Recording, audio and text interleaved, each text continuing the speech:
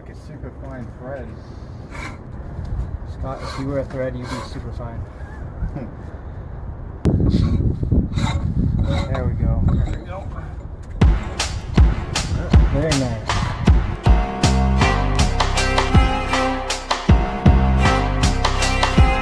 This is incredible. You guys got it off, huh? So that's Boar evacuator. So that's how it works, huh? I've never seen the inside of this.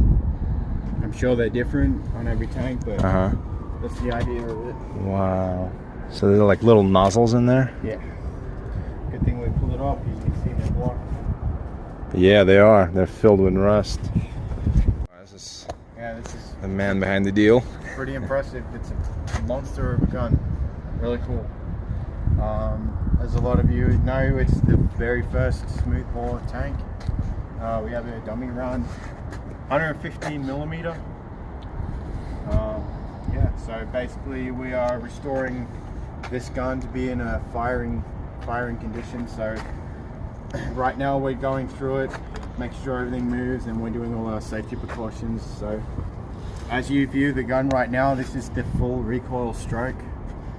So when it goes off, we suspect that would recoil around about this range and then return back into battery.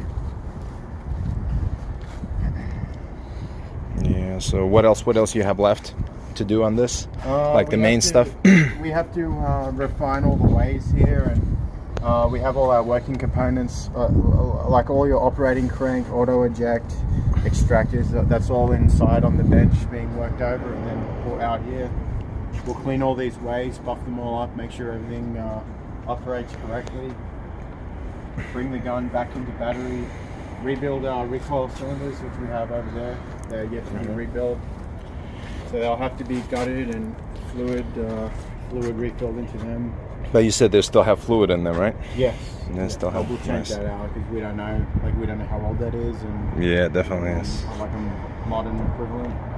One of the first things. So you said, which one is it? You said this one is the one when the recoils back, right? Like yeah, so compresses? one of them, I'm not sure which does which yet. I'm yet to break them down, but one of these basically controls as the gun recoils, it absorbs all that pushing shock, and then once the gun has hit maximum recoil, the other recoil cylinder has basically like a suction that will draw the gun back into battery.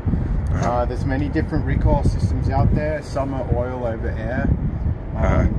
So your air system will create the suction. I believe these are both fluid, but I could be wrong. Yet when I rip them out on the bench, we'll find out. One may be full of air, but I think I've seen fluid in both of them. Fluid, okay. Checking them out, so. Gotcha, nice. And for the turret, what's your plan for this? What do you guys think? This turret is, right now, this is our secondary T-62, so right now we're utilizing the gun out of this turret, and then the Syrian tank, the one you see behind there, this gun will go into the Syrian turret. Okay. And basically, we'll turn over the Syrian one here as quick as possible. Okay, so that gun right there, yes, that will go into here. Correct. Into this one. And this, you were saying before, these are original markings, right, from the Syrian army? So this is actually an Israeli number. Oh, Israeli, so, okay. Underneath here, you have the original Syrian army marking, but immediately after that battle, the Israeli census teams went out onto the battlefield and actually recorded and catalogued all the tank kills they had, and the Israelis would put their own registration numbers or capture numbers on the tank. So this here is an Israeli registration number, and the symbol underneath here actually means IDF, Israeli Defense Force. Okay. So that's that one there.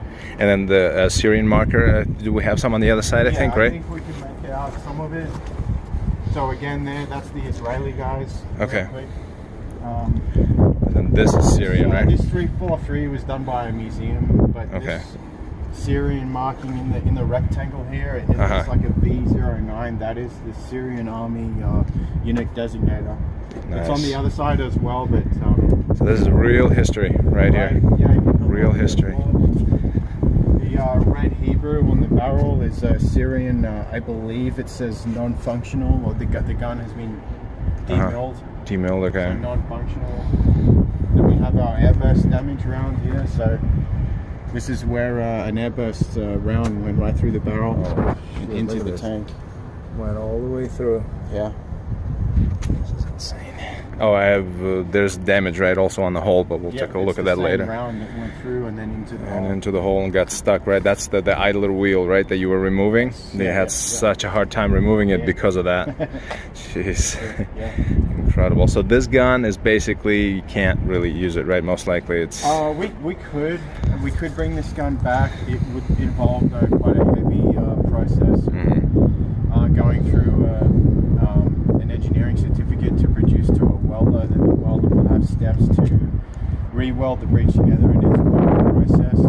We have a... Not necessary at this point. Yeah, we already have a live registered breech out of the other tank, so for right now to get one tank operational, just a swap is It's the key, right?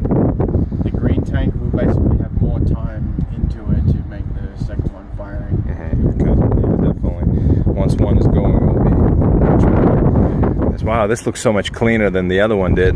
Yeah, I mean this one was basically, it had all its damage and weathering from battle, but then after it was captured, it's been in museums, so it has a lot less of that sitting outside, weathering, rusting than our green. That's one. what saved it, right? Yeah.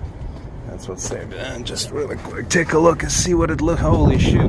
There's not much space in here.